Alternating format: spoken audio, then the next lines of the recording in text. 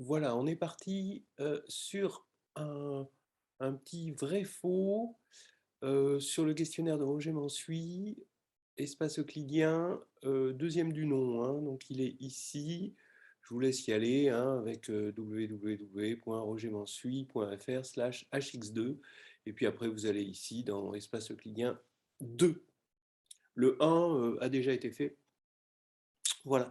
Alors là, effectivement, c'est un vrai 2. Hein, ça parle d'adjoint, du noyau de l'adjoint, de matrice orthogonale, de matrice symétrique, de racine carrée d'une matrice symétrique. Donc, on va balayer un certain nombre de grands classiques.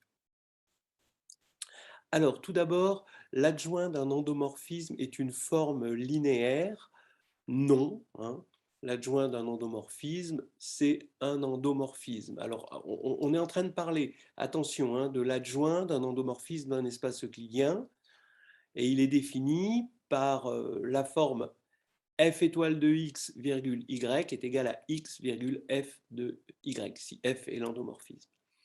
Donc, c'est un peu comme la transposée, hein, c'est le même principe que la transposée hein, d'un endomorphisme, sauf qu'on reste à l'intérieur du même espace E au lieu d'en faire un endomorphisme du dual.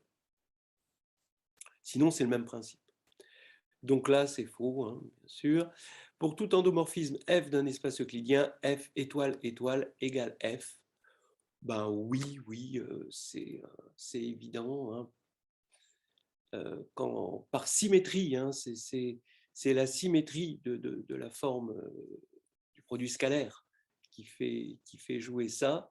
Et donc, on va montrer, en faisant un calcul de deux manières, que f étoile étoile de x, virgule y est égal à f de x, y pour, pour tout x et tout y. Et donc, f étoile étoile de x est égal à f de x pour tout x, et dans un deuxième temps, f étoile étoile de f est égal à f. Voilà, donc ça c'est vrai. La matrice de f étoile est la transposée de la matrice de f. Alors attention, c'est vrai que si on est en base orthonormée, bon, ça demande peut-être un petit travail, je vais vous le montrer. Donc regardez, si f est un endomorphisme d'un espace euclidien E, E une base, S souligné, une base, et S la matrice de la forme euclidienne hein, dans la base, de sorte que quand on fait x, y, petit y, ça fait grand X transposé S grand Y. Donc, alors, l'égalité, donc l'égalité de la définition de f étoile, hein, ça va donner matriciellement dans la base E, vous voyez, j'appelle B hein, la matrice de f étoile dans E, j'appelle A la matrice de f dans E, et donc ça va donner Bx transposé SY, hein, donc, parce que S c'est la matrice de la forme euclidienne. Donc la base n'est pas censée être orthonormée, hein, parce que dans l'énoncé elle était orthonormée, est égal à X transposé S à Y, voilà, hein, donc c'est ça, droite. Alors il faut savoir manier ça, d'abord la transposer, ça va nous donner X transposé B transposé SY est égal à X transposé S à Y. Et là maintenant, on peut prendre pour... Alors attention, hein, il ne faut pas simplifier par X et simplifier par Y. Ça, ce serait une hérésie, hein, parce que X transposé et Y ne sont pas inversibles. C'est des vecteurs lignes ici, une vecteur colonne, donc ce n'est pas inversible, on ne peut pas inverser. En revanche, on peut poser x égale EI, y égale EJ. Donc ça, c'est les vecteurs colonnes hein, canoniques. Hein, avec i, il y a un 1 sur la ième ligne du vecteur colonne et des zéros ailleurs. Et quand on va faire x égale EI, y égale EJ, ici, on a le coefficient IJ de la matrice B transposée S. Et là, on a le coefficient IJ de la matrice SA. Et comme c'est vrai pour tout IJ, ça veut dire que B transposé S est égal à SA. Alors ça va impliquer, alors je vous rappelle que comme S, c'est la matrice d'une forme euclidienne, donc non dégénérée forcément dans une base, S est inversible, et donc B transposé est égal à S à S-1, et comme S est symétrique forcément, puisque c'est la matrice d'une forme bilinéaire, symétrique, on va avoir B est égal à, alors attention, la transposée, ça va, c'est un anti-automorphisme, donc ici on va avoir S-1 transposé, mais S-1 transposé c'est S-1, et à droite on va avoir S transposé, mais S transposé c'est S, et au milieu on va avoir A transposé. Donc on retrouve en fait, quand on pose S égale l'identité, ça veut dire quand on pose que la base E est orthonormée, hein, c'est ça, eh bien on va retrouver que B est égal à A transposé.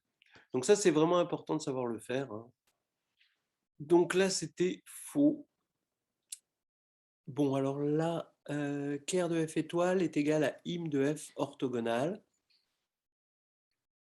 Bon, on peut le faire avec une inclusion de la gauche vers la droite. On prend y dans ker de F étoile.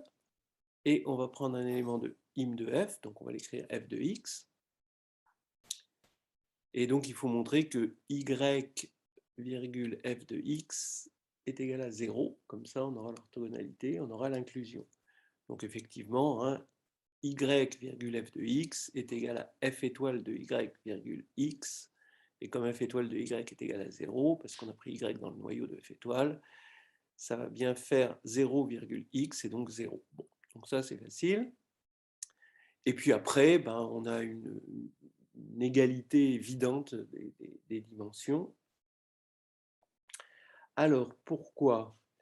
Parce que le rang de f étoile est égal au rang de f. Donc, la dimension du noyau, c'est pareil que pour f. Et on a encore la dimension de im de f, c'est n moins la dimension du noyau de f, et donc l'orthogonale de im de f, ça va être à nouveau la dimension du noyau de f. Donc on a bien égalité des dimensions. Voilà.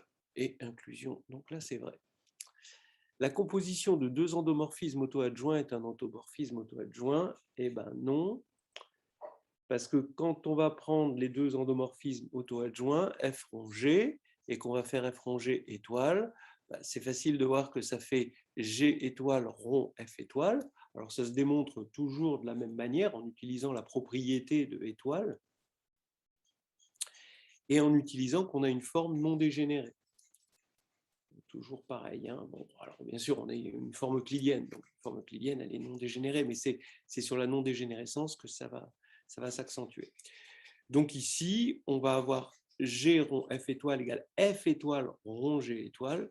Donc F rond G, puisque F et G sont auto-adjoints, et on n'a pas dit qu'ils commutaient. Alors, s'ils commutent, effectivement, ça va être auto-adjoint, mais là, ça ne commute pas, donc là, c'est faux.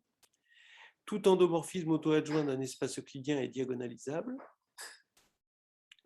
Tout automorphisme auto-adjoint d'un espace euclidien est diagonalisable. Alors là, c'est vrai. Là, oui, parce que il va être auto-adjoint, ça veut dire qu'il est symétrique, hein, en quelque sorte, dans une base orthonormée. Donc c'est finalement le théorème spectral. On a l'existence d'une base orthonormée, hein, on va dire par Gram-Schmidt, et dans une base orthonormée, auto-adjoint, ça veut dire que la matrice elle est symétrique, donc ça va être diagonalisable dans une autre base orthonormée, mais voilà. Donc ici, c'est vrai. S appartient à Sn de R, il existe R tel que S égale R au carré. C'est même pas vrai pour n égale 1. Vous prenez la matrice moins 1, et il n'y a pas de matrice 1, 1 qui au carré donne moins 1. En fait, ça va être vrai que si S est positif. Pour tout S, ben voilà, S dans Sn plus de R, il existe R tel que S égale R carré. Bon, ben oui. En fait, l'idée, c'est de diagonaliser S par le théorème spectral, donc dans une base orthonormée. Donc, on a S égale P fois D fois P-1, avec P-1 égale P transposé. Et donc, il se trouve que D est une diagonale d'éléments tous positifs. Et donc, il suffit de prendre R égale à P fois la diagonale des racines carrées de tous les éléments positifs qu'il y avait dans la diagonale de D, fois P-1. Et donc, on vérifie qu'au carré, bien sûr, ça va donner S, parce que la matrice diagonale dont on a pris les racines carrées, voilà, quand on va mettre au carré, on va retomber sur la matrice diagonale du début. Et ensuite, il faut quand même vérifier que R est bien dans Sn. Ben oui, parce que P-1 est égal à P transposé. Et donc, on vérifie que c'est ça qui fait que R appartient à Sn, et que c'est dans Sn+. Ben oui, parce que elle est diagonalisable avec des valeurs propres toutes positives, puisqu'on a pris les racines carrées positives. Donc ça, c'est vrai.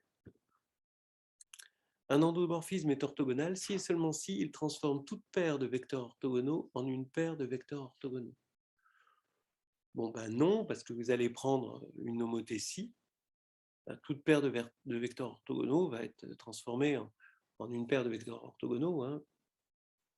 Donc, alors qu'une homothétie, ce n'est pas du tout orthogonal, parce que ça ne transforme pas une base orthonormée en une base orthonormée.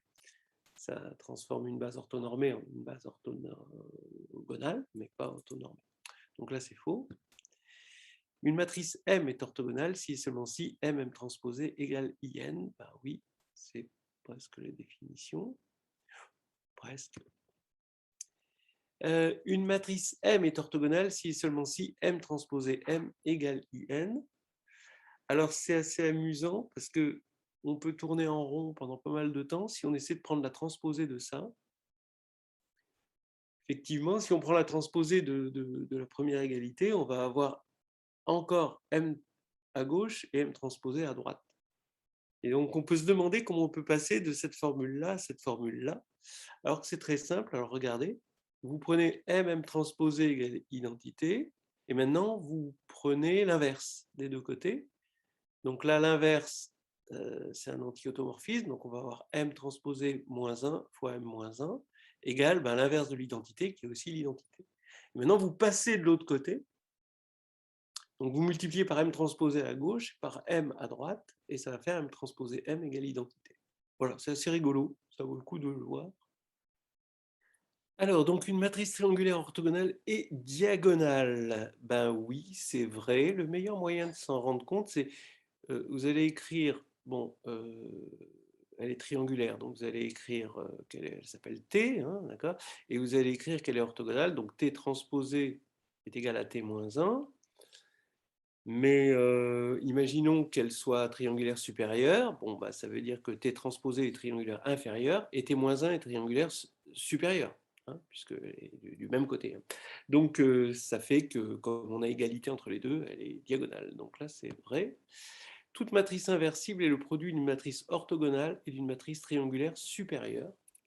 Ben oui. Donc voilà, si M, c'est la matrice inversible en question, on va dire que c'est la matrice de passage de la base canonique vers la base E soulignée, en colonne. Le procédé de Gram-Schmidt, il va donner une nouvelle base, mais cette fois-ci orthogonale F, et donc finalement une matrice orthogonale Q, puisque la base, donc quand on va écrire F dans la base canonique, voilà. Et aussi, le procédé de Gram-Schmidt donne une matrice de passage T, qui elle est triangulaire supérieure, et qui va de E vers F. Donc par une espèce de relation de Schall de matrice de passage, on a Q égale MT, et M est donc égal à QR avec R égale T-1. Donc on a bien une décomposition d'une matrice orthogonale et une matrice qui est triangulaire supérieure, parce que R, c'est l'inverse d'une matrice triangulaire supérieure.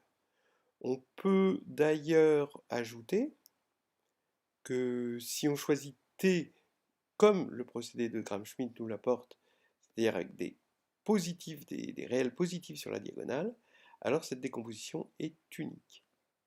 C'est pas difficile à démontrer, c'est toujours la même façon de démontrer l'unicité d'une décomposition en passant ce qu'il faut là où il faut. Qui se ressemble, ça semble. Alors, les matrices orthogonales diagonalisables sont les matrices des symétries orthogonales. Alors ça, ben, oui, parce qu'une matrice orthogonale diagonalisable, ben, forcément, comme elle est diagonalisable, elle va s'écrire, elle va être semblable à une matrice diagonale, mais les valeurs propres sont réelles, bien sûr, parce que c'est diagonalisable sur R, hein, je suppose. Et comme elles sont orthogonales, bah forcément, ça peut être que 1 ou moins 1, les valeurs propres, puisque ça doit respecter la norme. Donc, déjà, ça va être une symétrie, parce qu'un endomorphisme qui est diagonalisable avec 1 ou moins 1 comme seule valeur propre, c'est une symétrie. Hein, ça va vérifier S2 égale identité. Et maintenant, c'est facile de voir que c'est une symétrie orthogonale. Alors pourquoi? Parce qu'on va prendre V, on va appeler U un vecteur tel que SU égale U, et V un vecteur tel que SV égale moins V. Et donc on va avoir ben, SU, SV, ben, d'une part c'est égal à moins UV, mais comme S est orthogonal, ça va être aussi égal à UV. Donc UV est égal à moins UV, donc UV égale 0, puis voilà. Voilà, donc là, c'est vrai. Les projections orthogonales sont des endomorphismes orthogonaux. Eh bien non, parce que, a priori, non. Hein, les projections, ce n'est pas des endomorphismes orthogonaux, parce qu'ils ne vont pas vérifier P transposé P égale identité, parce que P n'est pas inversible. Donc ça, c'est faux. Les symétries orthogonales sont des endomorphismes orthogonaux. Ben, oui, oui, oui. Pourquoi? Ben parce que vous allez prendre une symétrie orthogonale, donc elle va être diagonalisable en base orthonormée. Donc les sous-espaces propres, ça va être les sous-espaces, ça va être les invariants et les anti-invariants. Hein. Donc le sous-espace propre pour la valeur propre 1 et pour la valeur propre moins 1. Comme c'est une symétrie orthogonale, ben, ces deux sous-espaces propres sont orthogonaux. Donc vous prenez une base orthonormée